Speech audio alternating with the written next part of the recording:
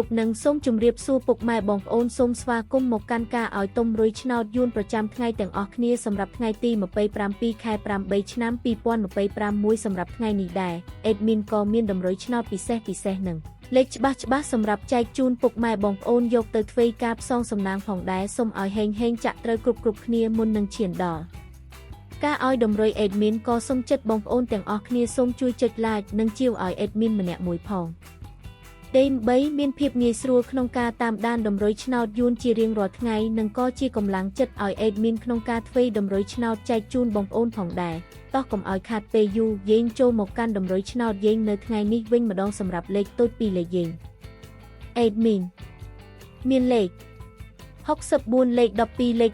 79លេខ051សម្រាប់ប៉ុស ABCD ចំណែកលេខអូសខ្ទង់យើងវិញអេដមីនមានដូចជាលេខ00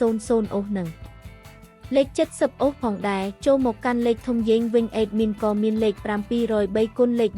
462គុណនិងលេខ124គុណផងដែរចាសសម្រាប់វីដេអូតម្រុយឆ្នោតយើងនៅថ្ងៃនេះក៏បានឈានមកដល់ទីបញ្ចប់ហើយនាងខ្ញុំក៏សូមជូនពរបងប្អូនទាំងអស់គ្នាដែលស្រឡាញ់និងចូលចិត្តលេខអេដមីនយកទៅធ្វើការផ្សងសំណាងសូមជូនពរឲ្យមានសំណាងល្អមានលាភមានជ័យហេងចាក់ត្រូវគ្រប់គ្នាសូមអរគុណសូមជម្រាបលាជួបគ្នានៅថ្ងៃស្អែកបន្ត